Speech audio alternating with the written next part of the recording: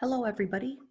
In this video, I'm going to be discussing the types of chemical bonds and defining what are ionic bonds and covalent bonds as related to the representation of atoms. As you can see here on the screen, we have some diagrams.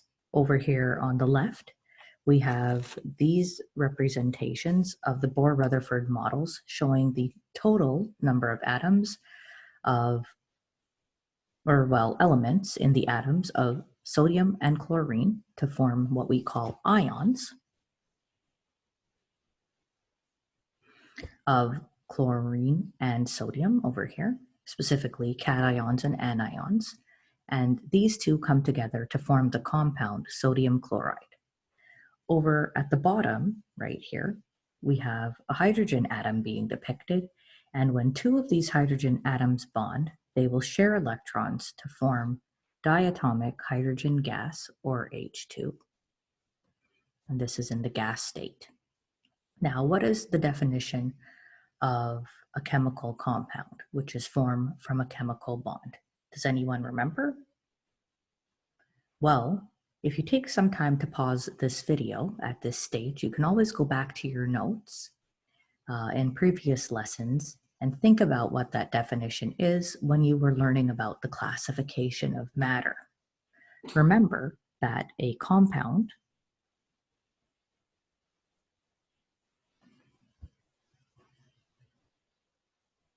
let me see where I can write this in a better location. Remember that compounds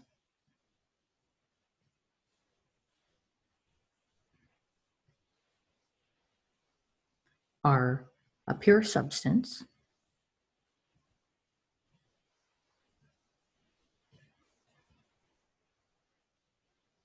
right? Compounds are a pure substance made of two or more elements.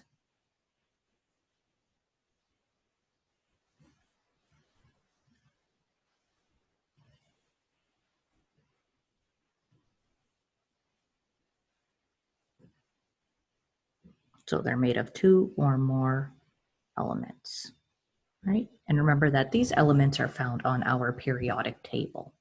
So let's take a look at the periodic table right now. So here's our periodic table at ptable.com. And our periodic table is situated into metals versus non-metals, right? So we have our metals over here on the left-hand side and the non-metals over on the right-hand side. Now, when we're talking about ionic and covalent bonding, what's going to be important, especially for the ionic compounds, is, okay, where do we find the metals? Where do we find the non-metals, right? So on your own periodic table, if you did the coloring exercise, what you may also want to do is label in where metals are found versus the non-metals, right? So all the non-metals are here above this diagonal space, right? If we briefly annotate this video, right? This part here, this is all the non-metals.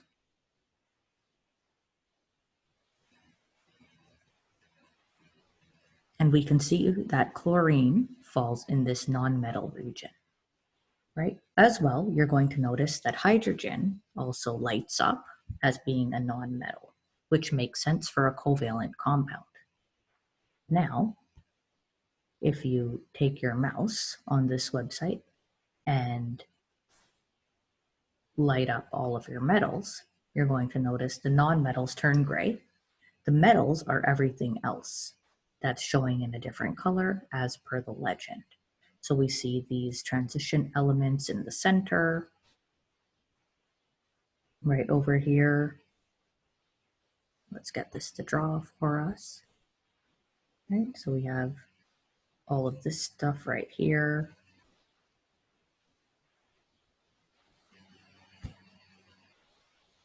We have these guys right over on this side.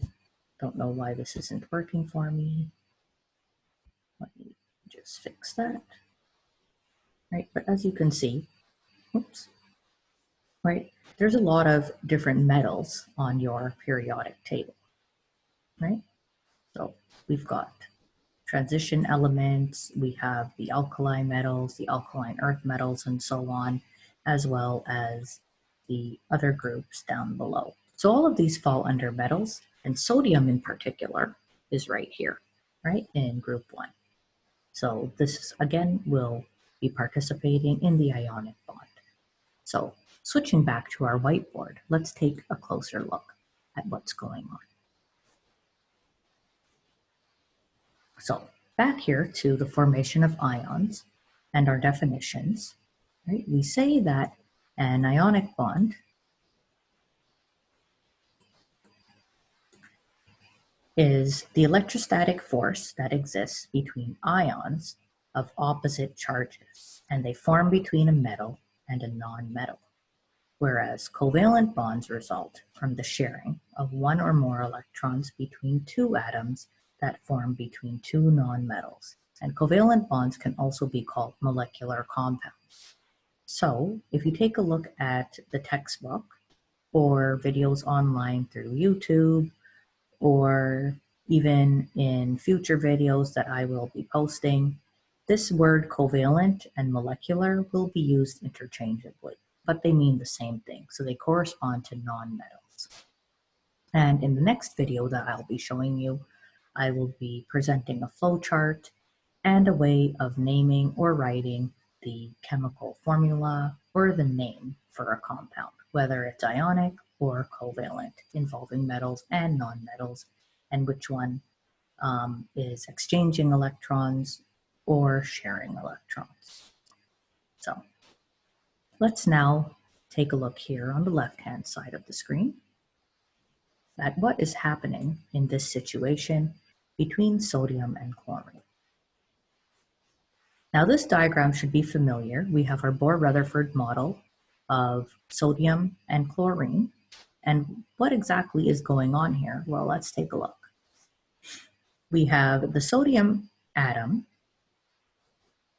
and it is showing us a total number of electrons in each of its energy shells, right? So as we go from energy shell that's closest to the nucleus and further outwards, we are counting that total number, right? So we have, for the sodium atom, remember from your periodic table how to count the electrons.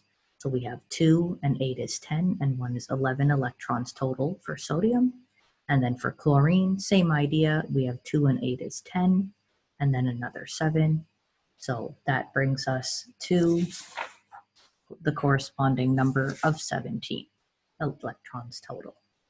Now, if you want to figure out in closer detail about the valence electrons associated with these atoms, remember that the valence electrons are what will be extremely important in the bonding nature of an atom, because atoms will bond if their new configuration provides equal or greater stability.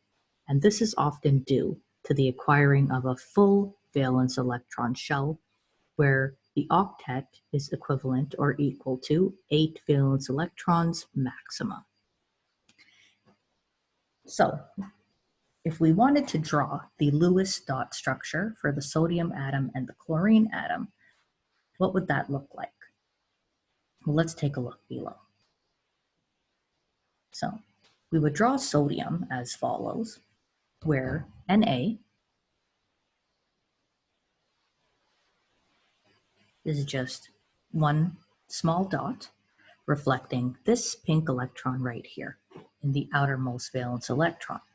And that electron is going to be given to chlorine to provide it with that 8 valence electron to make it stable.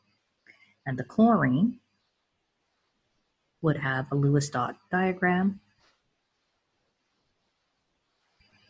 with 7 electrons as such. And if we copy the diagram above, right, ignoring all the rest of the electrons, this electron is getting transferred to chlorine. And what the final bonding situation looks like is that we have, oops, Don't know why it always ends up doing that. But let's try that again.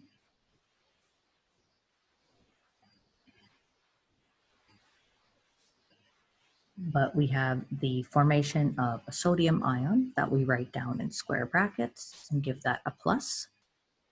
So whenever an atom loses an electron or transfers an electron over, it will become positive, and the other electron will gain an electron to become negative. And we write everything in a square bracket. Now, what you will notice as well on your screen, and we can just highlight a few things here, is that this sodium over here is what we call a cation, and the chlorine ion becomes an anion. So we have a cat ion. Oops. Or maybe I'll just erase that for a minute and I'll just talk to you about it.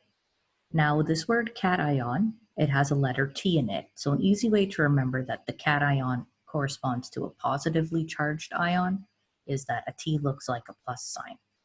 And that the anion is negative because anion, the word has two N's. The word negative also starts with an N, so you know that anions are negatively charged. But what I wanted to write down for you is that remember that when something becomes a cation and is positive, that's where you're going to see that the metal loses the electron. So we should summarize that in a more clearer format. Maybe we can zoom out the page a little bit, just so we have these as a summary.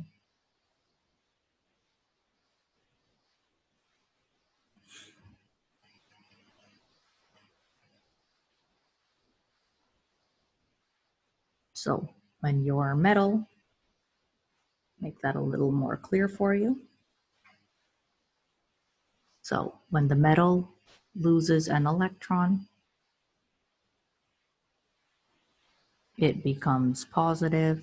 So we call that a cation. This is in an ionic formation. Whereas when your non-metal, so like chlorine, gains an electron, it will become negative and therefore called an anion. And as I stated, this T here looks like a plus sign, so that's why it is positive. And this anion word has two N's, so you can correspond it to the word negative. So that's how we can figure out that an ionic bond is taking place. Now, taking our view over to the hydrogen atom right here, we can see that each hydrogen atom in this side of our diagram is sharing an electron. So this is what we call a duplet formation.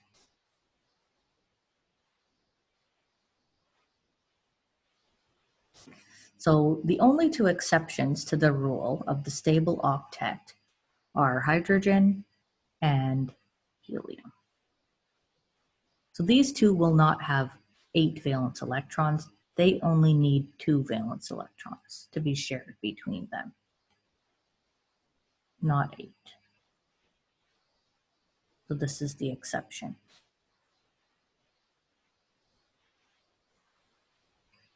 When we're talking about bonding. Now, as you can see here, with this diatomic hydrogen gas, or H2, that electrons are being shared between them. So we see this here in the orbit. What this would look like in the case of a Lewis dot structure is that hydrogen on its own has only 1 electron each.